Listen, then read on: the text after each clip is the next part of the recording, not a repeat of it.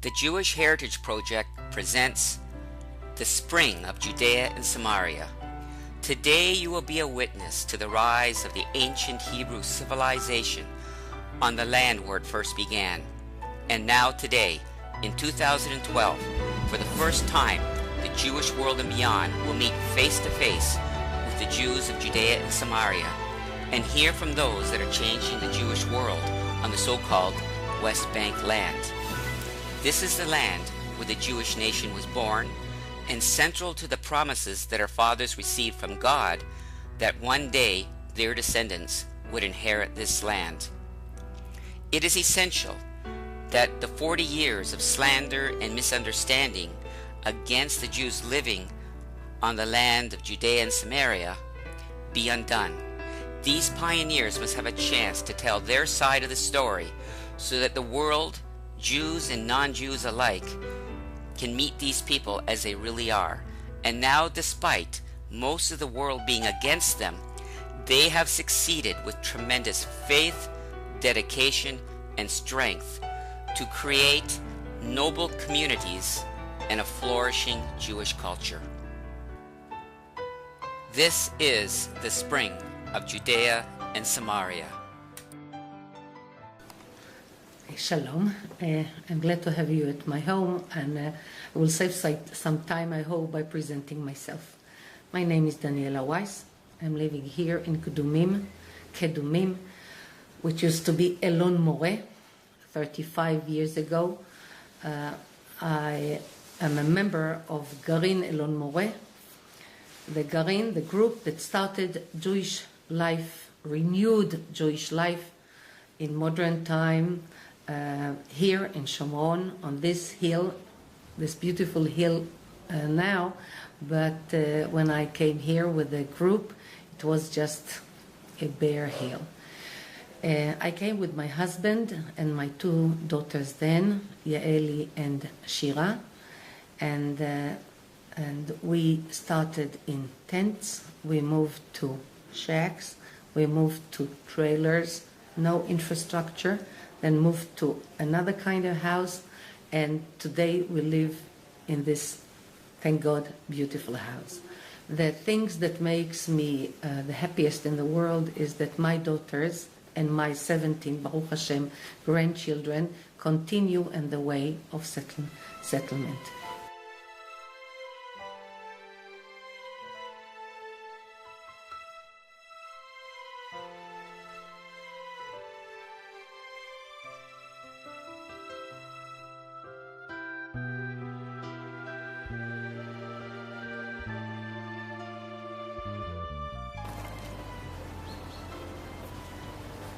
So we are standing here in a historic spot, and you're looking at the sign which is telling the story of the beginning of the establishment of the communities in Shomron.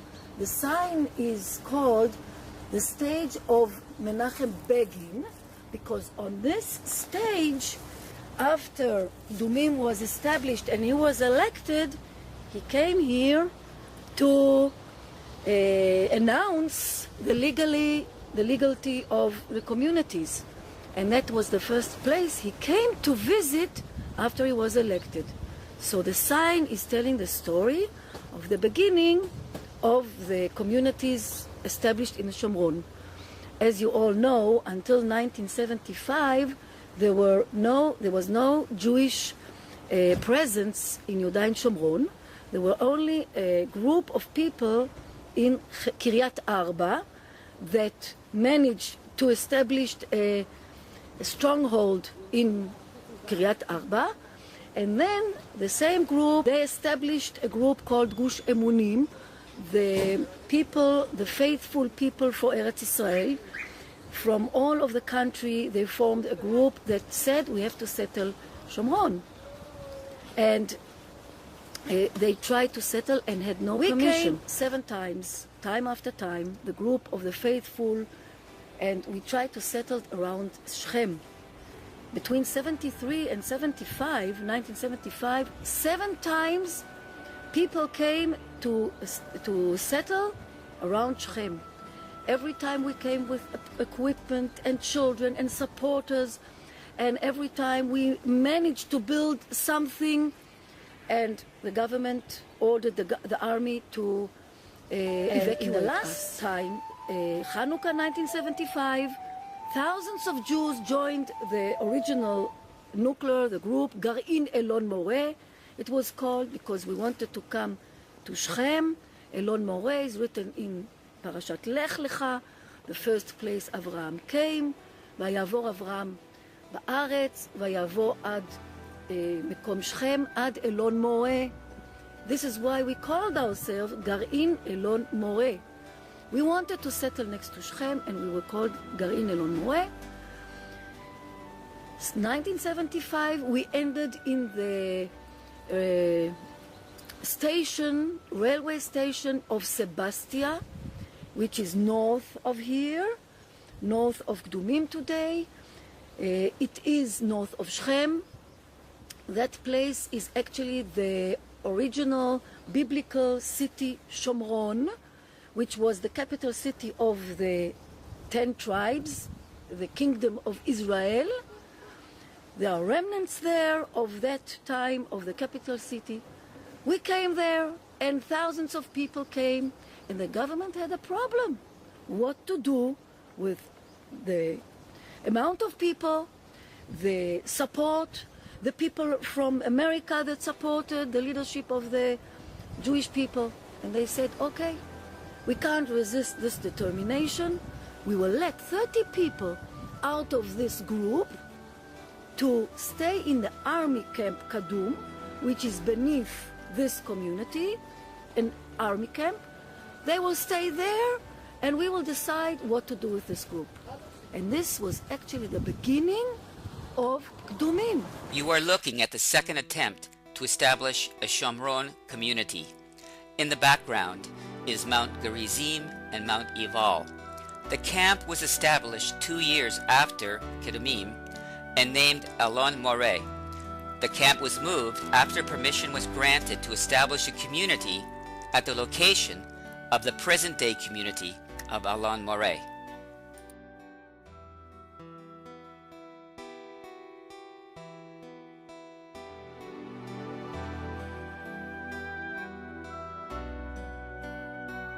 Okay, my name is Zev Safer, and we came here to Elon Moreh right from the beginning in 1980. We started on this spot, and we were then about 10 families. We chose this spot because in the Torah it mentions that Avraham Avinu, when he came into the land for the first time, God showed him where to go, and he came to Elon Moreh. And this is where God promised to Avraham that to his children he will give this land. So we felt it's very important to renew the Jewish presence in this area. When the Jewish people came in to this area right after they left Egypt, they came to this very spot here between Mount Gerizim and Mount Ebal, which is off to the left. And that's where they became a nation, where they received the blessings and the curses and built Joshua's Mizbeach, altar on Har Ebal. And this is very important to us as Jews, that we have come back to our homeland, back to the land that God promised to the Jewish people. My name is Shoshana Shiloh. I'm living in Kdumim, the first Jewish settlement, for 33 years old. And I want to tell you about our life. When we came here, we felt that we opened the way to Jewish life in Shomron, but we didn't think about the price we are going to pay. Then we paid a price for living here, the facilities price, we don't have running water, electricity. But then the Intifada started. We call it the Oslo War. As my father, Zichro Livracha, used to say, and he came more than 70 years ago to build the first religious kibbutz, Tirat Tzvi, he told me, and he raised me on a belief that we agreed to pay the tax for living in Eretz Israel, not for us, for all the Jewish nation, for you for the second generation, for the third generation, forever. We agree to pay the tax. But what happened in the Intifada, that we pay such a heavy price for living here. The price is very heavy. You live with it. You see the victims. You see the sorrow. But I must tell you, we are very strong. Never ever we break down.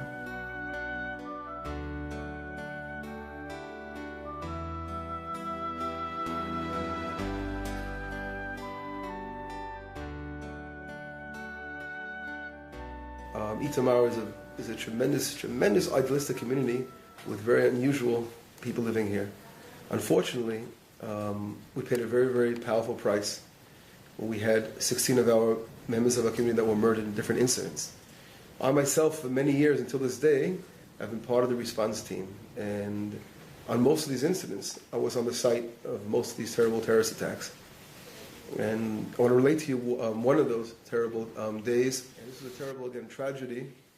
A mother was preparing the house for Shabbat. She was getting ready to bake the chalot, the Shabbat bread.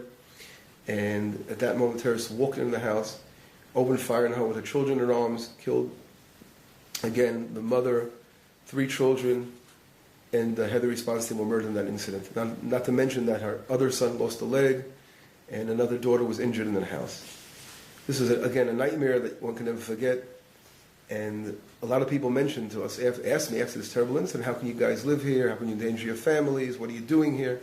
And my response is then and today, of course, is that we know that the building the land of Israel, sometimes you got to pay a price for it, but we will never turn around and say we'll give up. God gave us the land of Israel for the Jewish inheritance, and nothing comes without sacrifice.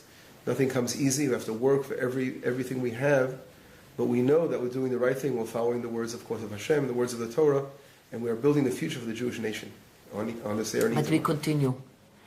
So you can find a lot of new boys with the name David, with the name Ido, one of our second generation who murdered, with new families who grow up on the idea that we are not going to live, and we continue.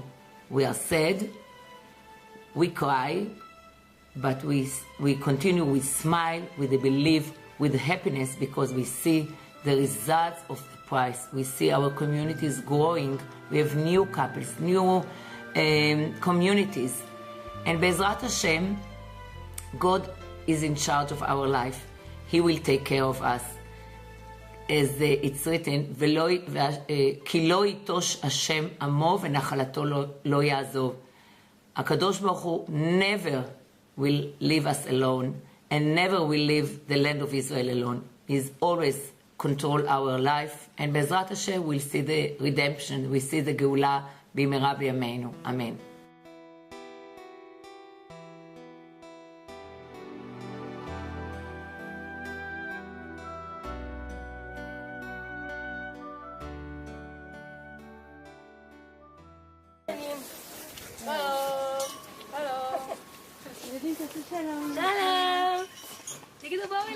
This is my kindergarten, and we have most cute children.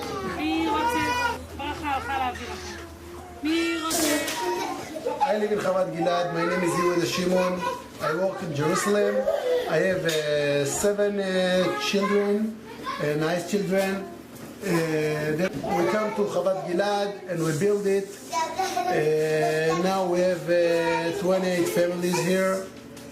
And this is the land that you connect to the God, that the God promised to the Abraham, Yitzchak, and Yaakov, and we are the son of Abraham, Yitzchak, and Yaakov.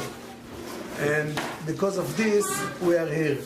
And if all the world know and they do something that this land, it was to the Jew, to us, it was a blessing to the whole world.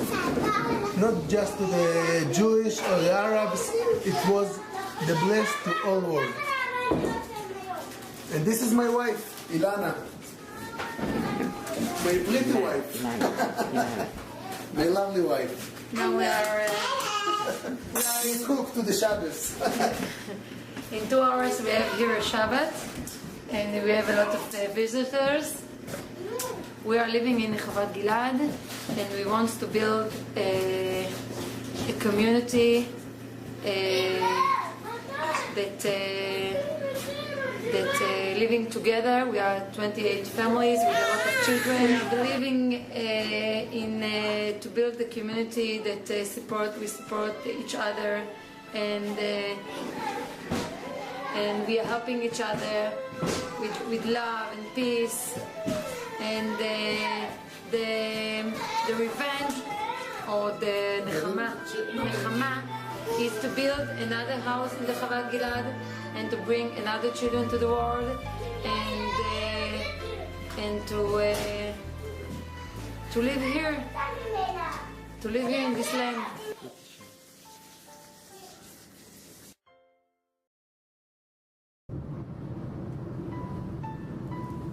It was in 1897 in Basel, Switzerland. The first Zionist Congress convened with the goal of establishing a national homeland for the Jewish people. Indeed, they were successful. The early settlers worked hard to establish the roots of a great nation. So it came to pass 70 years after the first Zionist Congress that God rewarded the 70 years of Jewish perseverance toward their land. He gave them a gift. In 1967, he brought them into Judea and Samaria and ancient Jerusalem, the land at the cradle of Jewish civilization. However, the original Zionist mission had stopped and was unable to carry the work of Jewish settlement into Judea and Samaria. Settling this land would require more than just physical strength. It would require people who had a special faith and trust in God. So it was, in 1971, after a struggle by dedicated Jewish souls, the community of Kiryat Arba was reborn on the location where our father Abraham had once settled. This set the standard for the next 40 years of settlement activity, which resulted in over 120 new Jewish communities scattered like pearls throughout the land. This was accomplished by Garanim, which are nuclei groups of people, setting out to create new communities. Because the communities were not conceived for the most part by ruling governmental entities, it truly became the work of the people. They successfully began to build communities and establish institutions of learning and set, for the most part, a religious foundation. Often the government would stand with them, giving them approvals and help build infrastructure. Planting trees and restoring plant life to the desolate hills became a major part of the people's religious and cultural endeavors. When God created the world and he put in Gan Eden Adam and Chava, the first thing he did was to plant a tree, to plant trees in Gan Eden. So we do every day, and especially in this Chodesh Shvat, we plant trees in the Gan Eden of Eretz Israel.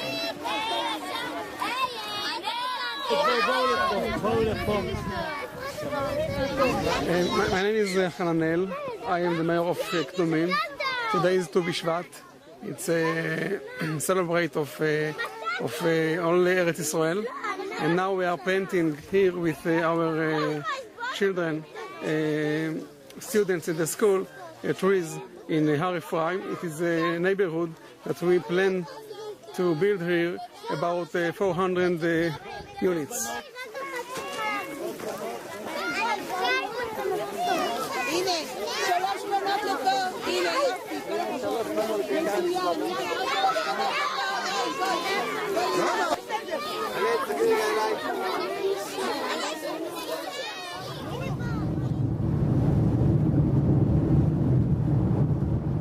Now, we're going to make a special blessing over the trees. Now, when we plant a tree in Israel, it's a special blessing. We do special things. Now, we thank God for bringing us to this very, very special moment. Because planting a tree in Israel is planting a tree on an eternal land, in God's land.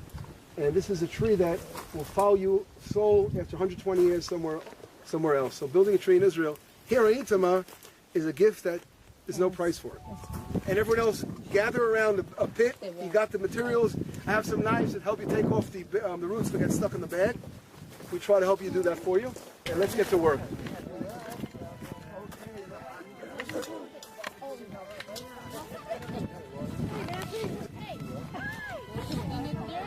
Coming up. Boy, don't we have stories, huh? Boy.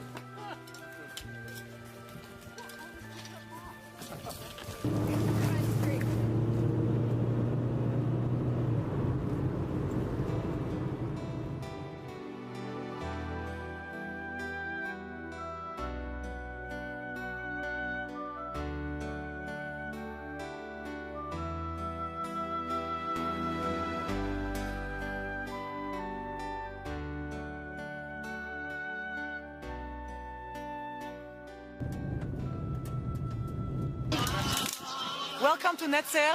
Today is, I can still say Happy Tu B'Shvat, the day after Tu B'Shvat, the holiday of the land of Israel, the holiday where the people of Israel, more than any other day during the year, connect with their biblical, God-given biblical homeland and say, this is our land, land was given to us by God, and we are here because it is ours, it doesn't belong to anyone else, and not only do we live here in communities, but we plant, and we walk, and we settle, and we build.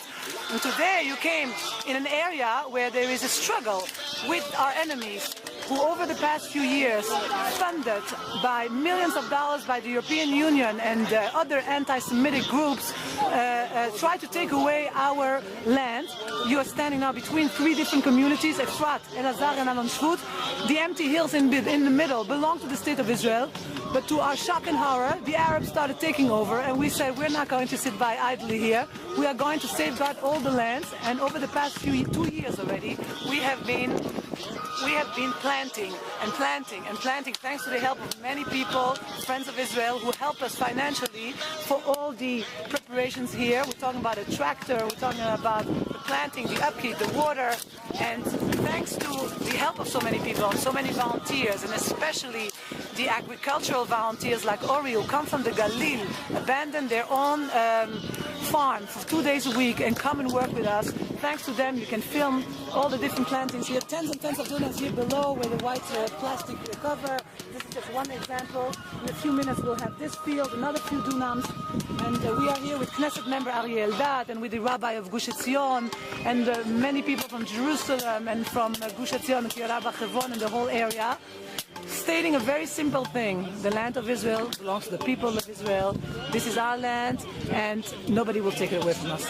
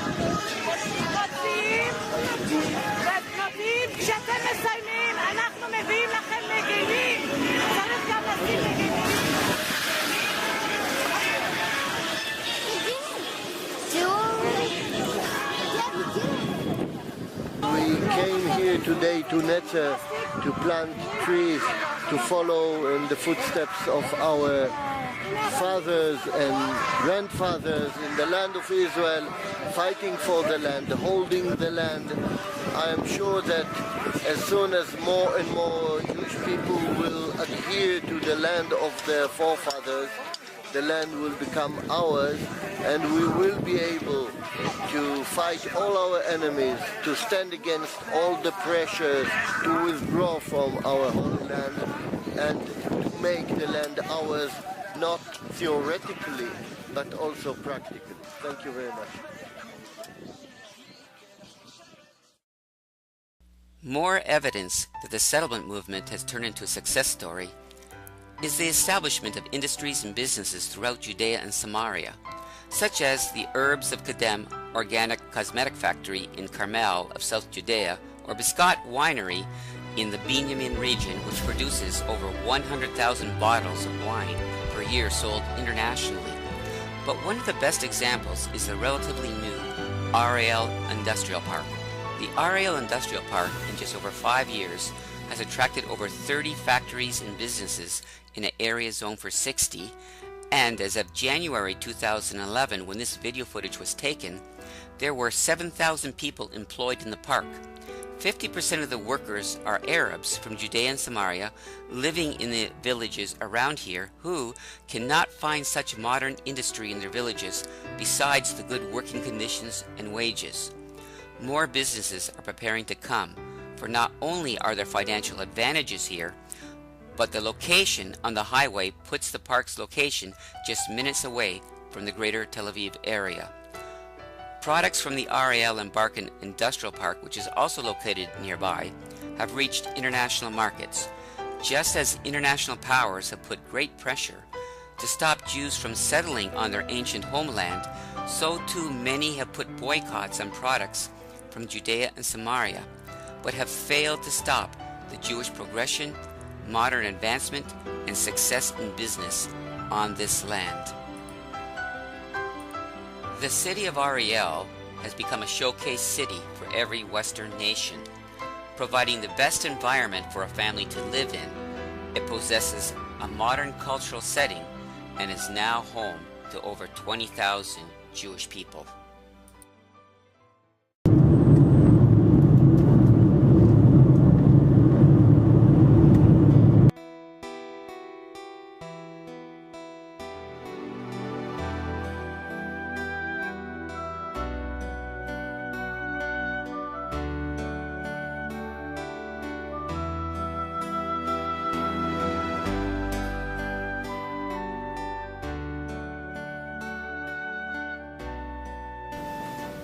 Hi, my name is Leah Goldsmith, and my husband and I came to live in the land of Israel 25 years ago.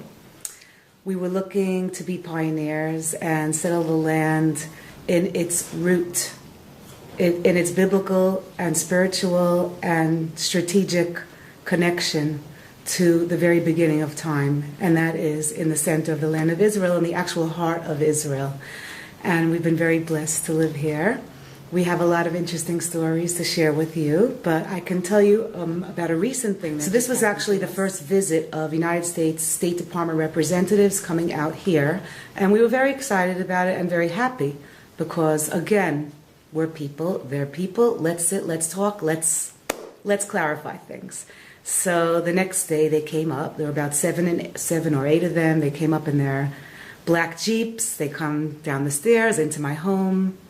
We sit down very nicely, we have a cup of coffee, and they take out these yellow pads and they want to start writing down information. I said, let's just keep it, you know what? I'm going to tell you my personal story.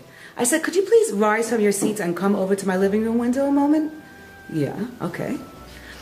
I took them and I showed them what I look at every day. I said, you're looking now into the valley of Joseph. You must remember Joseph and the coat of many colors. And here to our left, if you could look into this little hill, this is the resting place of Itamar and Eleazar, the sons of Aaron, the high priest. And if you look up on the mountain where I'll take you later, that's the resting place of Gideon in the book of Judges. Now, I don't know how biblically, how you really know Bible very well, but I'm just recalling these people because they're obviously, the Bible is the best sold book of all time. I mean, millions and billions of copies of the Bible are sold, and they're speaking about these personalities. Well, I have a son named Joseph, and right now in the tribal inheritance of Ephraim, I have a son named Ephraim, and Jews all over the world, regardless of where they live, they name their sons after these people. So I just wanted to share with you where these people are from. They're from right here. They're from my backyard. So if you're wondering why I live here, it's because it's the most natural thing in the world for us to return right here to the roots where I live, in the land of Shechem, where Jacob purchased the land, and later Joseph was laid to rest there. When the Jewish people left Egypt, they carried out the bones of Joseph, they carried the Ark of the Covenant, and they carried the bones of Joseph. And the first place they came to was right here in Shechem, between the mountains of Har Gerizim and Har Eval. And Joseph is laid to rest in the place that his father, Jacob, bought.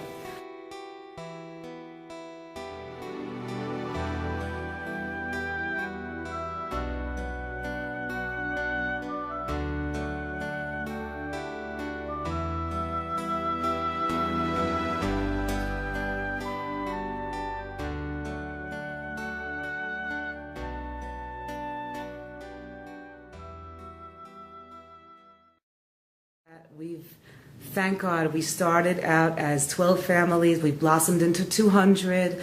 We've taken over beautiful, beautiful land that lay barren and desolate for 2,000 years and have turned it into something green and productive. And this is the fruition of all the prophecies that our prophets wrote 2,000 years ago, that God will collect his people, bring them back to their land, to their original land, which is the land, obviously, of Shechem, Yerushalayim, Beit Lechem, Hebron. This is our heart. When someone writes me a letter, it's addressed to Lev Shomron. It's addressed to the heart, because this is the heart. So I wanted to share that with you.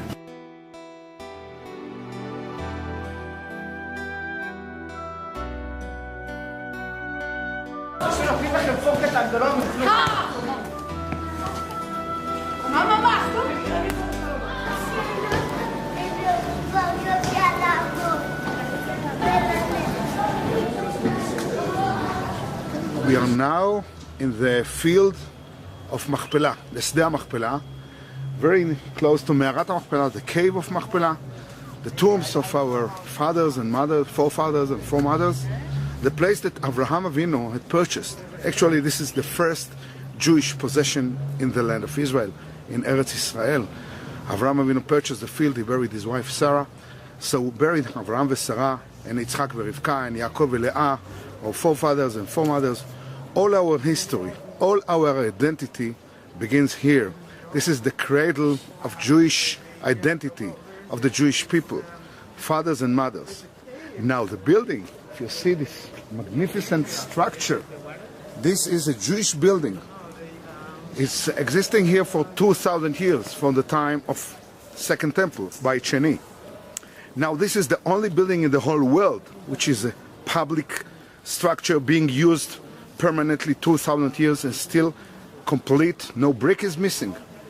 It's a worldwide phenomenon. And the Jewish people built it 2,000 years ago in the time of Beit Sheni, the time of Second Temple. Now later on, other peoples came and occupied our land and added additions. The Christians made their church, the Muslims tried to convert it to a mosque. You see the minarets above the Jewish structure. They tried to convert the whole place to a mosque, and they did not allow Jews in. Jews were denied access. They had to stand outside near the seventh step. Now in our generation, thank God, we return. In 1967 the place was liberated, and now Jews can enter, and Baruch Hashem, we enter and we daven there inside our forefathers and foremothers' shrine. We are very, very close to our forefathers and foremothers. Actually, this is the site we can get closest to our roots, to our fathers and mothers. And this is the place, this is the monument of Abraham. Abraham, father of many nations, he actually gave the faith. He brought the faith to all nations, and many people from all over the world come to visit, come to pray, come to get closer to his personality, to his spirit. Now, this place was a secret for many generations. People were frightened. People say that one who get inside will not get out alive. And many stories have been told about that. But we have got one opportunity to enter into the cave. It was in the middle of the night, some 30 years ago, and we opened the floor and we crawled down into the cave, and we discovered the actual double cave. It's there, and we crawled in, and inside we found pieces of ancient tools from the kingdom of Judea period, from about 3,000 years ago. Now the cave is deeper. The forefathers and foremothers are deep there in the deeper level of the cave. You can see here, we crawled in from this opening. We crawled in through a dark and long corridor, and there we found the cave. You see here it's a double cave, because in Hebrew, machpelah is double.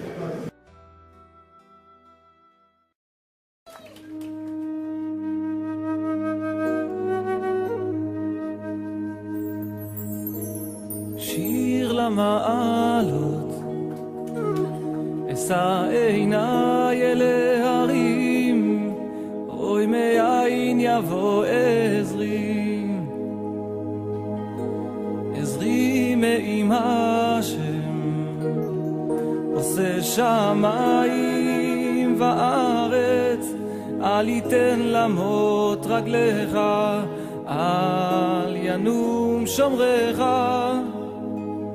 הנה לא ינום ולא ישן שומר ישראל, השם שומרך, השם צילך, על יד ימינך. יומם השמש לא יככה וירח בלילה, השם ישמורך מכל רע, ישמור את נפשך, השם ישמור צאתך ובואך מעתה ועד עולם. שיר למעלות, אשא עיניי אל ההרים, אוי מאין יבוא עזרי, עזרי מעם השם, עושה שמיים בארץ, אל ייתן למות רגליך, אל ינום שומרך, הנה לא ינום.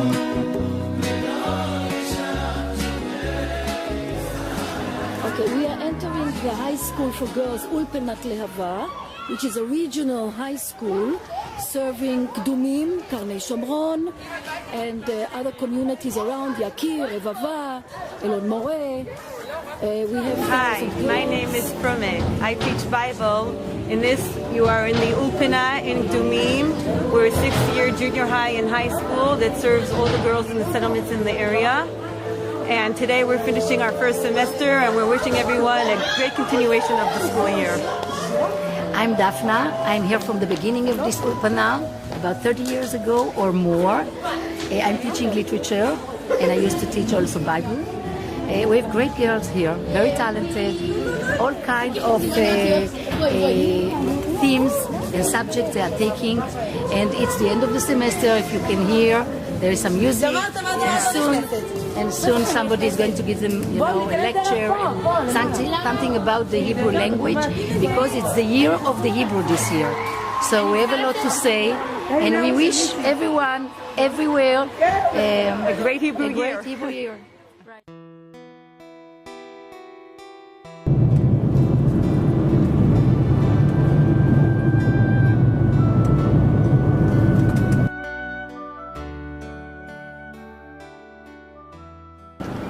Hi, I'm Rabbi David Feld. I live in Kochav Yaakov. I'm involved with an organization called Maccabee Institute. It's an organization that does chesed, loving kindness work throughout Yehuda v'Shamron, throughout Judea and Samaria. And one of our projects is located here in Kochav Yaakov at the girls' Ulpana, the girls' school. We help found the school. It's a special school where girls from all over Israel find their place, and they're accepted with love. Girls that are very, very academic can come here and they exceed tremendously, and those that are not as academic, they can come here and they're loved and they blossom in their studies. In addition, we have a program that provides hot meals for those girls that come from poor families and can't afford it. So we're going to walk over here. We started this project with 16 young ladies, and today we have close to 150 girls from all over the land of Israel and throughout Judea and Samaria.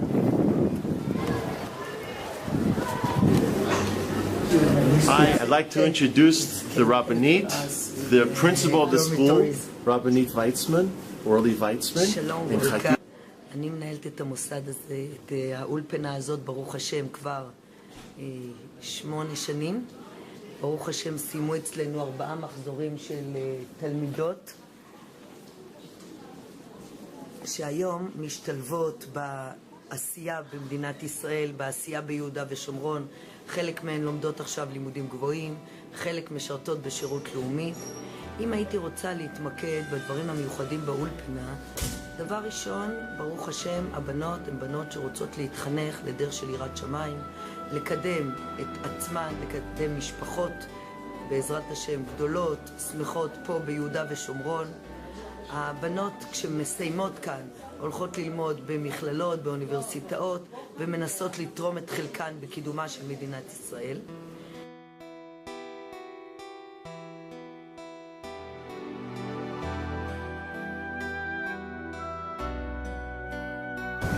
Shalom, my name is Eldad Alachmi. I'm the Vice President of Research Development in Ariel University Center. And here we are on the balcony of the President of the University, Professor Dan Merston.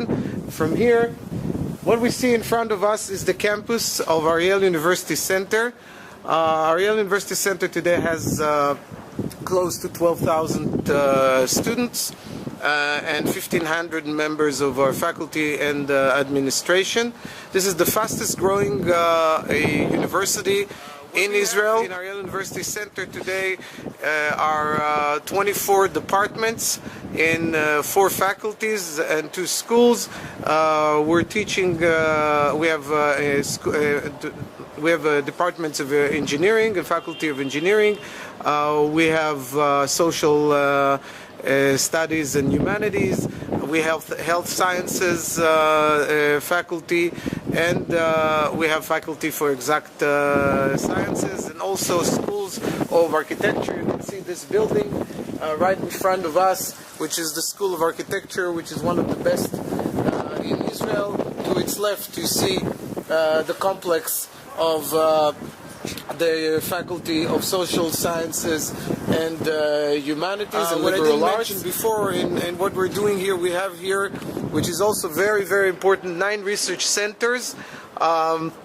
Those research centers that we have are dealing with a whole variety of issues, from cancer research center to brain research center to free electron laser, which is the national research center of Israel. All the universities and research centers are coming here to conduct their research in laser. We have here robotics and alternative energies, and I can go on into different fields. We're conducting here a world, I would say, a cutting edge the research of our students and the students that are pouring in to come. And you might ask yourself, why are they coming here? And why do they even bother to come to Ariel, the heart of the Shomron, which is 25 miles from the Mediterranean, 25 miles from the Jordan River, to study here or to find their future here? And if I can quote them and a lot of our faculty, they come here for two main reasons. First, because it's an excellent school, and I'm just quoting here. And second, because there is a spirit of, you feel the spirit of the challenge here. This is a new place, it's on top of the mountain, it's the view of the whole Israel here, and you're feeling that you're part of something new.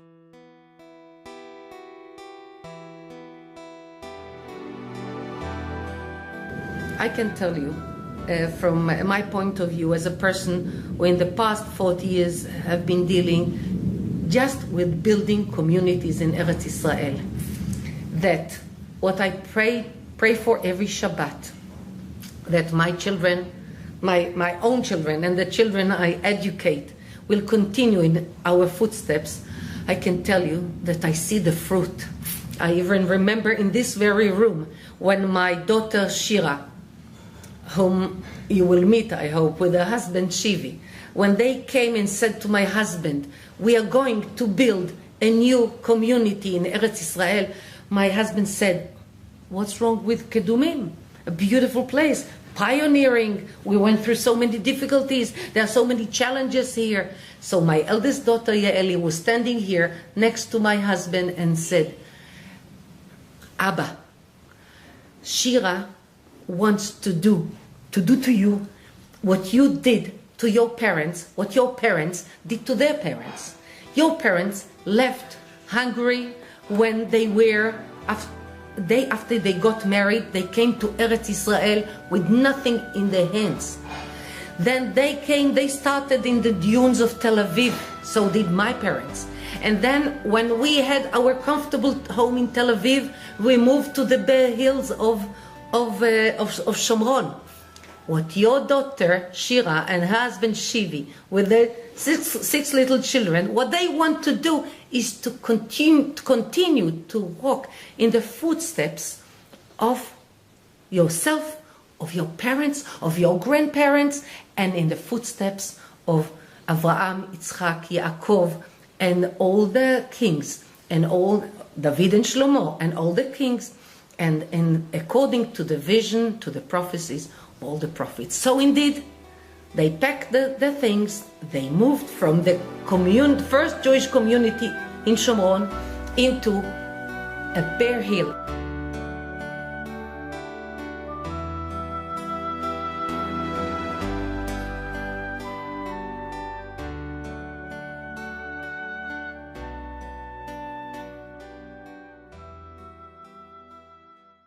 My name is Shivi Drori. I'm the winemaker of Gvaot Winery. We're standing now in the winery, which is located on the hilltop above Givat Harel, which is an outpost I was, Baruch Hashem, part of establishing 12 years ago. 3 families. We went up this mountain, and we had very tough years building the outpost. And about 7 years ago, we decided going and establishing a winery, because after we planted vineyards about 10 years ago, it was known after a few years that the grapes here are marvelous, extraordinary, good. So we decided, why sell the grapes if we can do very good wines by ourselves?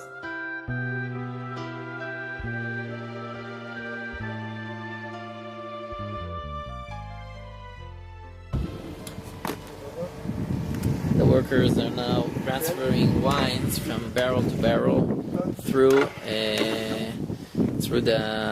You can see there. You can see one of our barrel rooms. The barrels are contained in this room in about 13 degrees Celsius all year until we bottle them after between 12 to 18 months.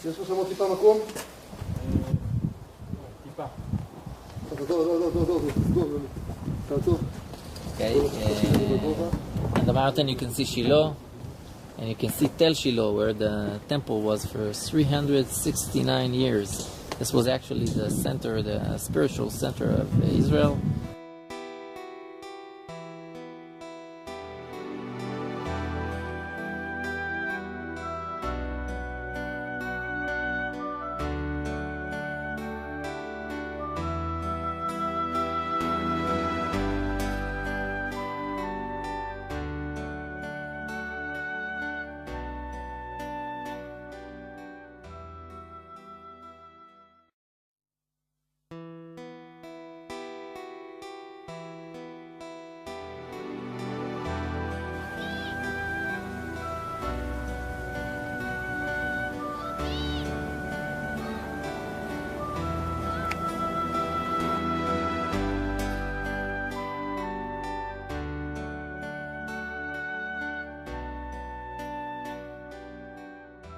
Shalom, welcome to Mount Blessing community.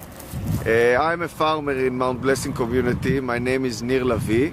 Our farm is called Lavi Farm, Blessing Farms.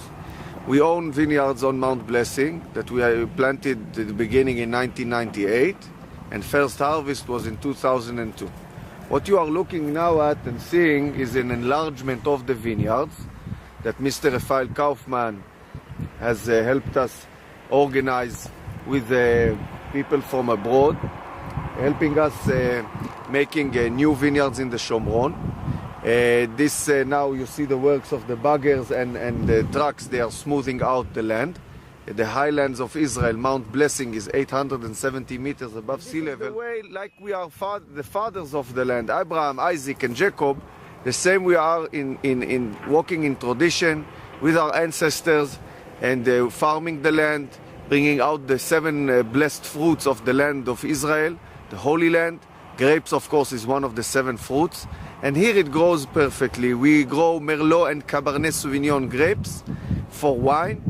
And now we have added Shiraz, Petit Verdot, and Cabernet Franc as other kinds of types of grapes for making wine, for making we really thank the Lord for this opportunity that we can bring out our heritage and our tradition to the land of Israel and continue farming that was here 2,000 years ago and come back to the land. And now in 2000, in this year's 2010, revive the land and do what the prophecies were talking about. You shall plant grapes in the hills of the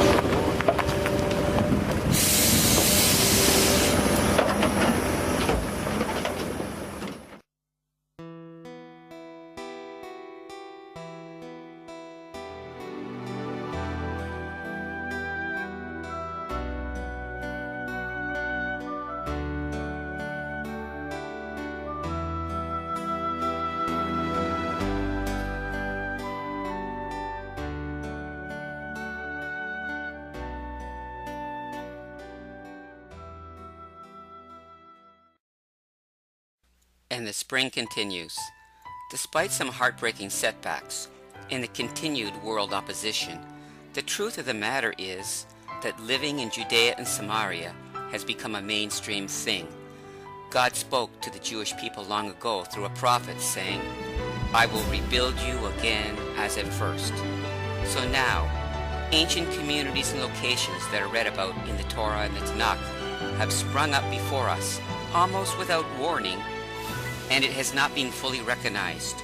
Communities and places that have been far removed from Jewish history have now suddenly appeared before us as proof that God is keeping his promise he made to Abraham, saying, "To your descendants I will give this land." Who could have known that such excellent Jewish communities were being built on this so-called West Bank land?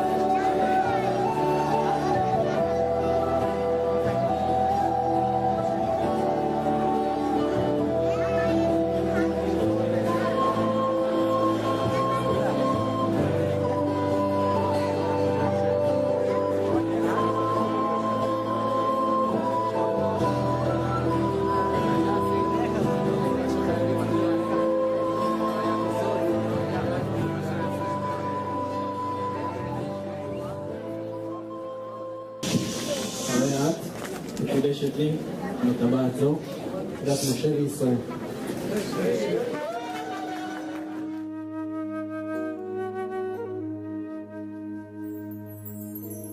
שיר למעלות, אשא עיניי אל ההרים, אוי מאין יבוא עזרי,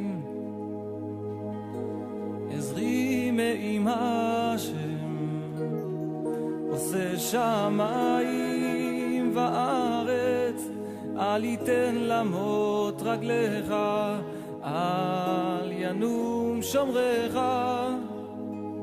הנה לא ינום ולא ישן שומר ישראל, השם שומרך, השם צילך, על יד ימינך.